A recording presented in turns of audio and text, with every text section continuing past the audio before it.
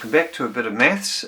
Today we're going to look at how to divide by 5, and I just thought we'd start with doing a little bit of basic stuff just so that everyone's on the same page.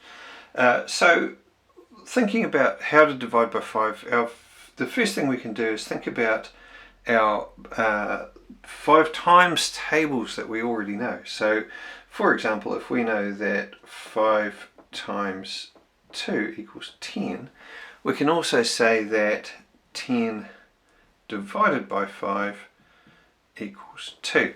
And it's a way of understanding things using what we refer to as the family of facts. It's a very useful way of thinking about how numbers work.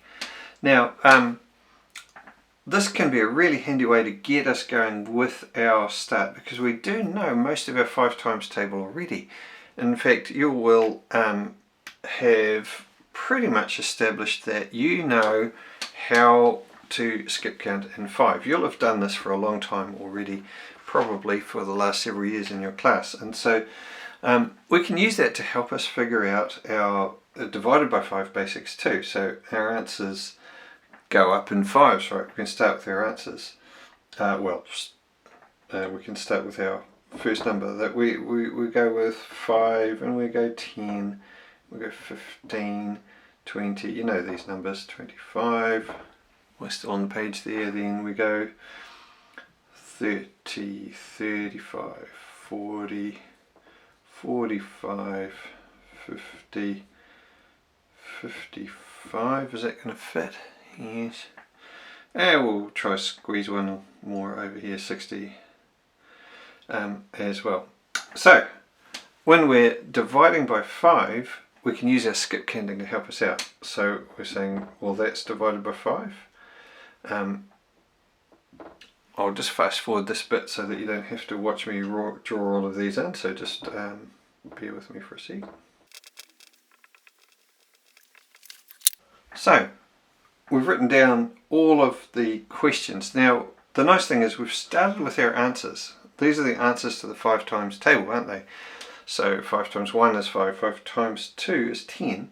And so when we're figuring out and we're learning our basic facts for the first time, we can skip down, write down the first part of our question for a start, and it's as if we're working with the answer. So we can almost work backwards. We can say, well, 1 times 5 is 5, 2 times 5 is 10, or 10 divided by 5 is 2. And very quickly you'll notice this pattern. It doesn't take long to see that if I just go 1, 2, 3, 4, 5, I'm getting the answers to my divided by questions if I've got my skip counted numbers in order. It's really quite easy. 30 divided by 5, something times 5 is 30. Oh, that's right, it's 6.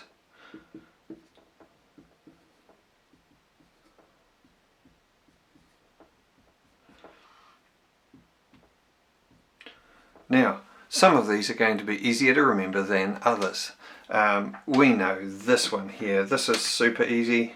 We know our doubles, that's very easy. We usually know our 5s because it's the one that appears quite a lot. This one is super easy, the times 11, so 11 times 5 is 55, that's a very easy one to remember. People often remember this one too because it's the last one. 60 divided by 5 is 12, is the same as 12 times 5 equals 60 backwards, if you know what I mean. And so there's not many there that are tricky. The people often find that this one's a little bit harder for some reason.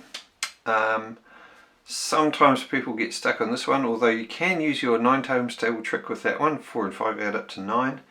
This one, not so bad. I think most people would know 20 divided by 5 is 4. 15's not too bad. We can sort of learn that as we go.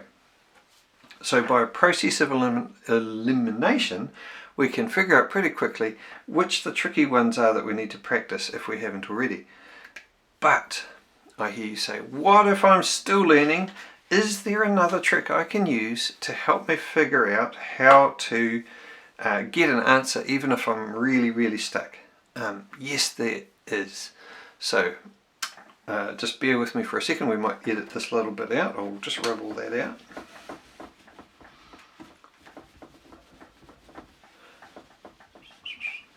play elevator music here if you wish. In your classroom, you may have one of these marvellous things. It is a meter rule. Now, as you can see, it doesn't quite fit in our video there, it's too long. But what one of these has, often they have the numbers marked out in fives anyway. So we can actually use it to help us figure out our 5 times table. If your teacher says, what are you doing with that enormous ruler? You can say, Mr. M told me this is a way to figure out my divided by 5s. So say I had a question that popped up and it was something like, what is, we'll go with the big one, we'll say, what is 60 divided by 5? And I wanted to figure that out and I couldn't remember for some reason. Many of you will be calling out the answer right now, that's fine. If you know it already, please don't spoil it for those people who are working it out. But on my ruler you can see 60's marked there. Oh, that's handy. So all I need to do is start from that space and count back the spaces to figure out how many times 5 will fit in it. I just need to remember to count, skip count in 5s, little leaps of 5. So I go 1. I don't start at 1 there, that's the same as starting at 0. So 1, 2, 3, 4, 5, 6, 7, 8, 9, 10, 11, ooh, kind of fit in there, 12 leaps I made. So 60 divided by 5 is going to give me 12. Very handy way to do it. Works with any of the 5 times table. Say I had a question like 45 divided by 5. Again, if you know the answer, just keep it to yourself for a second and we'll see if people can have a go for themselves if they've got one of these handy dandy meter rulers at their school. Start at 45, remember that's the same as starting at 0 but we're leaping backwards. Any predictions? See what you think. Let's see, we'll start with 45. 1, 2, 3, 4, 5, 6, 7, 8, 9. It took me 9 leaps of 5 in each leap to get from 45 back to 0. It's like repeated subtraction, and that's all division is in many ways. In the same way that multiplication is repeated addition, dividing by or division or chopping into is a little bit like repeated subtraction. It's a very handy little trick. If you've not come across that before, it's really, really good. Now, how can I tell if my number, like this one here, or this one here, is in the 5 times table? To start with, there is a little hint. If your number has a 0 on the end, in the ones place, or 5, it's in the 5 times table. So 0 or 5 at the end of the number, it'll be divisible by 5. You can chop it into 5s, easy peasy, no problem at all.